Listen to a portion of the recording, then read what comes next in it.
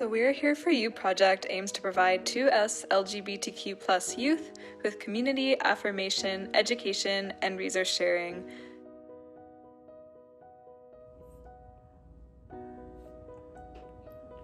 Hey, my name is Celestina, and my pronouns are they, them, and theirs.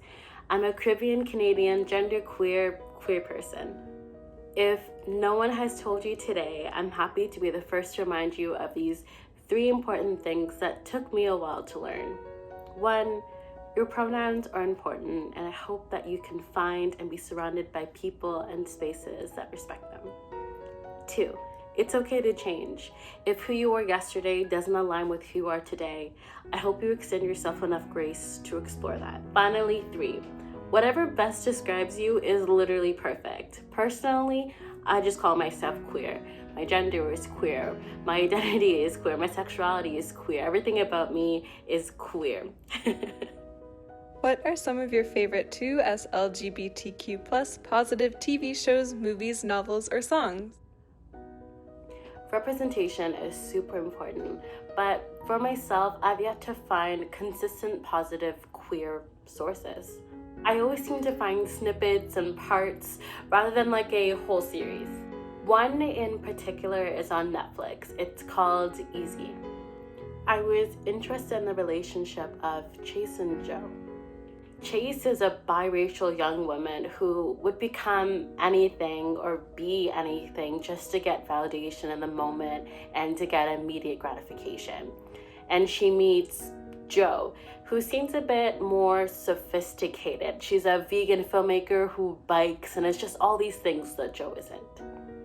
At the time, I understood it as an unpacking this idea of queerness separated from whiteness. Exploring what it means to be Black and queer, which, by the way, to be Black and queer, all you have to do is be Black and queer. There's no one right way to be it. It also explored the complexities of what it meant or what it means to be in a queer relationship. It explores hypocrisy, jealousy, and so much more. They were only featured in like 2 episodes in a span of like 4 seasons. But when I was watching it in like 2016, 2017, it was a coming of age story that I really appreciated. There were lessons that those characters were learning that at the time I was trying to learn for myself. Other than that, to be completely honest, I love sad shows, sad movies, sad books, and they aren't necessarily always like positive, but I like exploring realities that are very different from mine because, I don't know, that's just life to me. There are also realities that I could better learn from, or I find it easier to better understand myself or things that I go through. How have you found 2S LGBTQ+ community and self-care during COVID-19?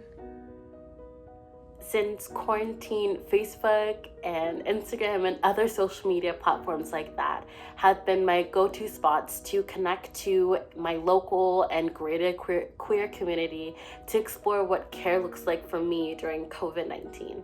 Honestly, I have so many internet friends who continue and who have like inspired me, encouraged me, and just are great support networks.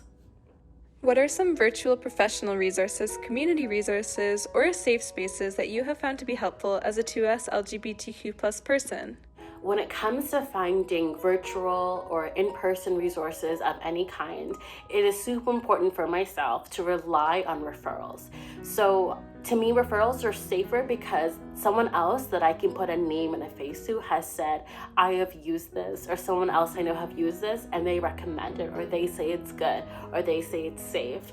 Especially resources just aren't safe for us. So word of mouth or any type of recommendation system works best for me because I know it is safer.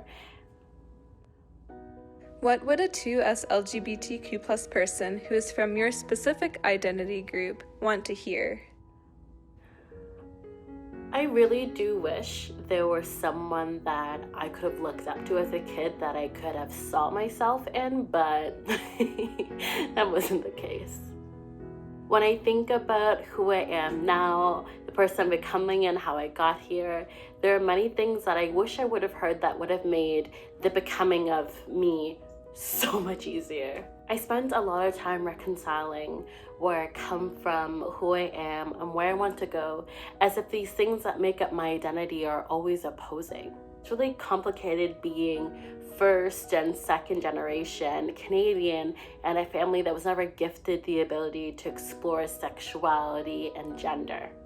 And when I say that, I mean these structures were given to them as if they're untouchable or unable to be changed or explored any further than what they are told. Growing up, I also always heard and seen on shows and media that having relatives know about your queerness is the pinnacle of actually being proud of who you are. That's not true for me. It's my chosen family that knows that part of me. And I think that's just as special, feeling safe and comfortable and loved enough to explore every inch of who you are with people who accept you no matter what and who love you unconditionally. And that doesn't always have to be blood related. Can you share with us an example of what you would have liked to have heard when sharing your gender identity and/or sexual orientation with someone for the first time? When I first came out, which by the way is something you don't need to do, I was so concerned about having this exact idea of who I am or who I was at the time. Also very concerned about not being validated or not being seen as queer enough for the other people who were like openly queer. I remember spending hours online smushing together like every possible word combination as if reciting enough or saying it perfectly enough that when the time came when I had to repeat it to someone, my confidence or like my knowledge would convince them that I'm just as queer and I deserve validation or what have you. Now, at this time in my life, I know that for me, gender and sexuality transcends language. I don't think I'll ever be able to sit down next to someone and empty the contents of my mind to perfectly explain who I am. And that's okay. I knew that I didn't need a specific label to exist. So I've embraced queer, an umbrella term that allows me to grow and change without explanation because it's always gonna fit. At least it has thus far. Thank you for spending this time with me. Wherever you are in your self-exploration or your gender journey, or whatever you want to call it, is profound and honestly not meant to be rushed. Hope you take your time and are patient with yourself as you grow and welcome the magnificent person you are and becoming. I know it's not always easy, but I really do think it's gonna be worth it. Don't forget that if you ever need a friend, LGBT YouthLine is there for Ontarian 2S LGBTQ+ youth. And that's Sunday to Friday, 4 to 9:30 p.m. Eastern Standard Time.